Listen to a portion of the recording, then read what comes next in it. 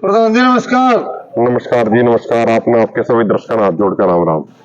प्रधान जी आज आपने बॉर्डर पे इसीलिए पूछना है, यहाँ जो चुनावी माहौल चला हुआ इसके बारे में पहले तो आप लोगों का कुछ कहना था।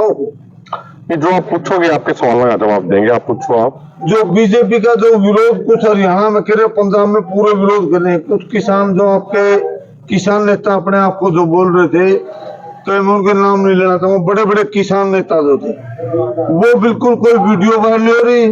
पहले तो लोगों से जो विधानसभा जो टाइम था इलेक्शन में, बिंडिया का तेल ला लो, लठ मारो, नो करो, विरोध कराएंगे, वो नेता किसानों में फूट होगी। वो नेता बिल्कुल कोई वीडियो नहीं आ रही उनकी, बिल्कुल चुप बैठे हैं या वो बीजेपी के साथ मिल गए। तो बताओ। देखो वे क्यों चुप बैठे हैं, कौन चुप बैठा है, मैं ईमानदारी तो बताऊं आपा तो पिछले 5-6 महीने से, नवंबर के महीने से ही लगातार इस आंदोलन की तैयारी के लिए दिन रात एक करे उड़ है। तो ईमानदारी की बात तो यह है, हमने इतना समय ही नहीं लगता कि कौन के कर रहा है के नहीं कर रहा है, उस पर आपा ध्यान देवे। अपना पूरा ध्यान, पूरी ऊर्जा इस बात पर है कि जो 13 फरवरी से आंदोलन शुरू हुआ है इसको आपा को सफल करना है। ये सफल होगा तो देश के किसानों ने एमएसपी का गारंटी कानून मिलेगा, देश के किसानों की कर्ज माफी होगी, देश के किसानों को स्वामीनाथन आयोग के C2+50% फार्मूले के अनुसार फसलों का भाव मिलेगा। हमारे प्रदेश के किसानों के लिए दोबारा से 2013 का भूमि अधिग्रहण कानून लागू होगा, जिसके तहत उनको 4 गुना मुआवजा मिलेगा। और हमारी बहुत सारी इसमें टोटल 12 मांगे हमारी मजदूरों की मांगे हैं। हमारे मजदूर भाइयों को 700 रुपए दिन की दिहाड़ी और 200 दिनों का साल में रोजगार और मनरेगा को खेती के साथ जोड़ा जाए। तो आपा अपना पूरा समय, पूरी ऊर्जा लगा रहे इस आंदोलन को जीतने के लिए। भाजपा का जो एक किसान विरोधी, मजदूर विरोधी, नौजवान विरोधी जो चेहरा है, उस चेहरे को बेनकाब करने के लिए आपा पूरा फोकस कर रहे हैं उस चीज में। ये दूसरा भाई कोई बोल रहा है ना बोलता, कोई हमारे खिलाफ बोल रहा है, कोई 13 फरवरी के आंदोलन के खिलाफ बोल रहा है, कोई बीजेपी के खिलाफ वीडियो गिर रहा नहीं गिर रहा, ये इसका जवाब तो वो स्वयं वे दे पाओगे। जनता सारी चीजों को समझती है, जनता सारी चीजों को जानती है। तो मैं तो इतनी ही प्रार्थना करूंगा कि ना तो हम किसी के बारे में कोई टिप्पणी किया करते हैं अंग्रेज भाई, और आपा अपने पूरे काम पर फोकस करें। आज गुरुनाम सिंह से जुड़ के एक वीडियो वायरल हो रही है, आपने भी देखी होगी। वो बोल रहा है बीजेपी को वो सपोर्ट करो, बीजेपी को, फिर कहता बीएसपी को। उस पर क्या कहना चाहोगे आप? देखो ये उनका अपना जो उसमें मैंने मेरे को किसी साथी ने बताया कि अभी वो किसी पार्टी के लीडर के नामांकन में गए हुए थे, तो वो गए हैं तो वो उनका खुद का विषय है, उसके बारे में आप वही टिप्पणी कर पाओगे, क्योंकि आपा तो चुनावी राजनीति में भागीदारी नहीं कर रहे, आपा तो आंदोलन वाली लाइन पर चल रहे हैं। अब वो उन्होंने क्या बोला, कैसे बोला, किसके वो नामांकन बनाने में गए, किसको वो समर्थन देंगे, इसका जवाब तो मुझे लगता है बेहतर तरीके से या तो स्वयं दे पाओगे या फिर उनकी यूनियन के कोई अन्य पदाधिकारी होंगे वो दे पाओगे। उस पर हमारा कोई टिप्पणी करना मेरे अनुसार उचित नहीं है। आज खटके टोल की वीडियो में हजारों की संख्या में ट्रैक्टर खड़े हैं जेपी का स्वागत करने के लिए, और जो अपने वहां के नेता उचाना जो लगातार धरना चले, अपने क्या नाम उस गांव के जो साथी उनके जेपी आया भी है, यानी कि कांग्रेस के सपोर्ट करते हैं, किसान नहीं करते। आपका राजनीतिक संगठन जो है वो क्या कहता है इसके बारे में? देखो हमारा जो अपना मानना है, हमारा मानना ये है कि जो किसान यूनियन के जो लीडर है, किसान यूनियन जब बनाई भी गई थी, जब संयुक्त किसान मोर्चा भी बना था, तो ये भावना थी कि ये चुनावी राजनीति से दूर रह के लोगों की लड़ाई लड़ेंगे, लोगों की बातों को उठाएंगे। आप उस लाइन पर चल रहे हैं। अब किस पॉलिटिशियन के स्वागत में हजारों ट्रैक्टर हो गए, सैकड़ों हो गए, के रहा के नहीं रहा, तो हमने तो उतना तो उस चीज का पता ना, उस चीज पर हमको टिप्पणी करना चाहते। हमारा तो सिर्फ इतना कहना है कि भाई जो आप समाज की लड़ाई लड़ने लग रहे, हम तो अपनी बात बता सके हैं कि मान लीजिए उदाहरण के तौर पर, मैं उदाहरण दे रहा हूं आपको कि आज बीजेपी की सरकार है, इस सरकार ने पिछले 10 साल में जितनी भी गलत नीतियां लाई उसके खिलाफ आप लड़े हैं, बीजेपी की गलत नीतियों के खिलाफ। मान लो 2024 में कोई नई सरकार आ जाए तो मैं अपने, और वो भी कोई गलत पॉलिसी लेती है, तो हम और अपने संगठन की तरफ से हमारे सारे साथी बैठे हैं, हमारे बड़े सम्मानित साथी मेरे से सीनियर भी हैं, हम तो अपने संगठन की तरफ से, सब साथियों की तरफ से ये बात कर रहे हैं आपने कि मान लो 2024 में कोई नई सरकार भी आ गई और वो गलत नीति लाई, तो उसका भी ठीक इसी तरीके से विरोध होगा जैसे अभी हम पिछले 10 सालों से भाजपा की गलत नीतियों का विरोध कर रहे हैं। यहाँ जो राजनीतिक संगठन जो बैठा है वो कितने दिन से बैठा है बॉर्डरों पे? देखो यहाँ 13 फरवरी से मोर्चा लगा हुआ है। लाखों किसान यहाँ पे, अगर आप देखोगे, आप पीछे भी घुमा के अगर आप दिखाओगे तो देखो ये कम से कम 4-4.5 किलोमीटर लंबा ये अपने टेंट है, तंबू है, किसानों के अपने ट्रैक्टर लगे हुए हैं, अपने हरियाणा के साथियों के भी तंबू लगे हुए हैं और ट्रैक्टर खड़े हैं अभी।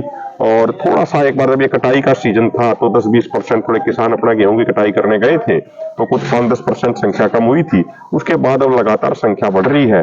अभी हमारी 7 तारीख से हरियाणा में यात्रा शुरू होगी और किसानों की, मजदूरों की, बेरोजगारों की बात करेंगे, उनके मुद्दे उठाओगे।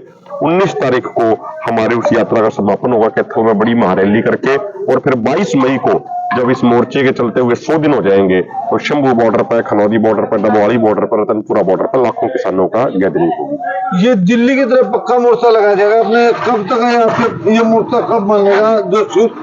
जो आपका मोर्चा है राजनीतिक संगठन, ये कब तक माना? ये पूरा मोर्चा बंद, पक्के टेंट लगा दिया आपने, पक्का सिस्टम कर दिया, ये कब उठोगा? कोई समय निर्धारित किया? जब तक हमारी मांग पूरी नहीं होगी, जब तक हमारी बात नहीं मानी जाऊंगी, तब तक आप बैठे हैं। पहले कुछ लोग क्या करते बोला भाई चुनाव होगा, 4 संहिता लग जाएगी, उसमें क्या करेंगे, बैठ कर उठ जाएंगे। लेकिन चुनाव होगा, 4 संहिता भी लाएगी, आप तो भी बैठे हैं।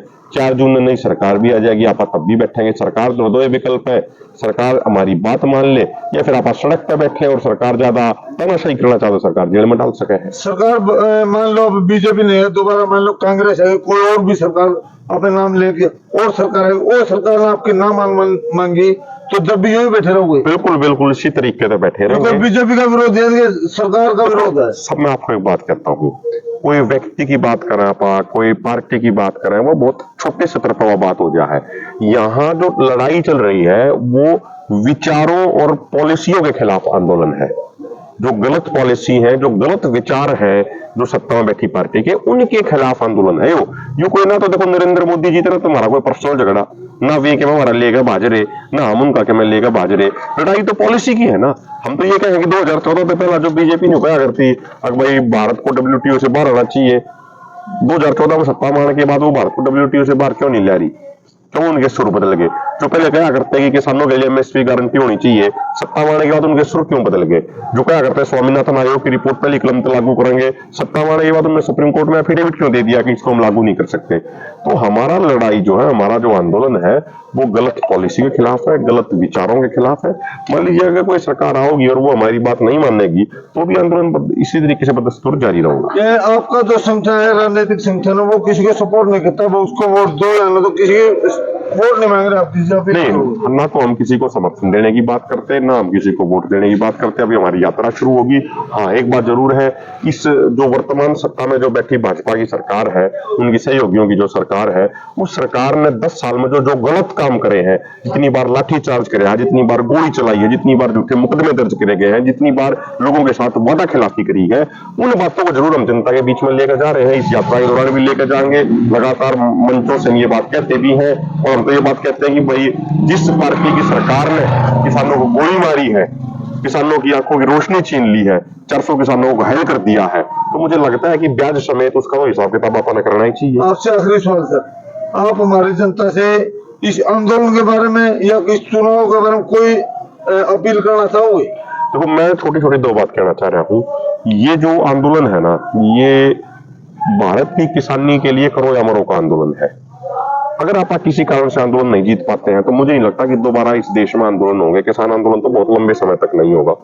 मैं ये बात कह रहा हूँ, कुछ लोग जो 13 फरवरी से पहले इस आंदोलन का विरोध कर रहे थे, अपने आप को किसान समाज का नुमाइंदा कहते हैं, हमारा तो उनसे भी कोई द्वेष नहीं है। उन्होंने बहुत गलत तरीके का दुष्प्रचार भी किया, लेकिन कहते हैं ना, ये सच्चाई तो एक दिन सामने आती है और पूरे हरियाणा में स्पष्ट संदेश गया हुआ है। मैं एक बात जरूर कहूंगा कि भाई किसी भी साथी, कोई पंजाब का हो, कोई हरियाणा का हो, कोई यूपी का हो, कोई कहीं का भी, पूरे भारत के किसी भी राज्य का हो, वो गोदी मीडिया की या गलत दुष्प्रचार करने वाले व्यक्तियों की बात पर विश्वास करने की बजाय एक बार मोर्चों को आगे देखो।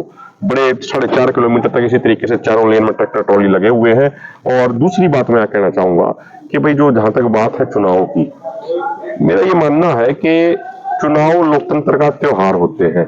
लेकिन कुछ दिन पहले जो अभी 30 तारीख को जो वाकया हुआ, पहले फेज की वोटिंग 19 तारीख को हुई थी, 19 अप्रैल को, लेकिन हमारा चुनाव आयोग फाइनल वोटिंग का आंकड़ा देता है 30 अप्रैल को, 11 दिन बाद। एक तरफ हम कह रहे हैं डिजिटल इंडिया हो गया, 1 मिनट में ऐसे पता लग जाता है सारी चीजों का, तो भाई आप 11 दिन के बाद आप वोटिंग की परसेंटेज क्यों दे रहे हो? आपको ये समझना चाहिए कि भाई जो 19 तारीख को जो चुनाव आयोग ने शाम को डाटा दिया 7 बजे, वो ये था कि लगभग 59 पॉइंट समथिंग % वोटिंग हुई है। लेकिन 30 तारीख को चुनाव आयोग आगे कहता है कि भाई 19 तारीख को तो 66% वोटिंग हुई थी, यानी 6% वोटिंग बढ़ा दी। तो इसका क्या मामला भाई?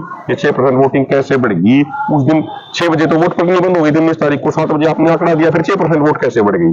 तो ये बहुत सारी ऐसी चीजें हैं चुनाव को लेके कि भाई जो लोगों के मन में सवाल पैदा करती है, तो चुनाव आयोग को ये चीज क्लियर करनी चाहिए। तो जो किसान बैठे जिस दिन वोटिंग होगी उस दिन ये मतदान करने जाएंगे या नहीं देखो जाएंगे? बिल्कुल मतदान तो करना चाहिए सबने। तो वोटर खाली हो जाएगा उस दिन तो? नहीं, मतदान सबने करना चाहिए। वोटिंग सबका अधिकार है, लोकतंत्र में ये होता है। कोई भाई सुबह वोटिंग कराया होगा, कोई भाई शाम में वोटिंग कराया होगा, कोई भाई दिन में वोटिंग कराया होगा, रोटेट होते रहेंगे, वो कोई मसला नहीं।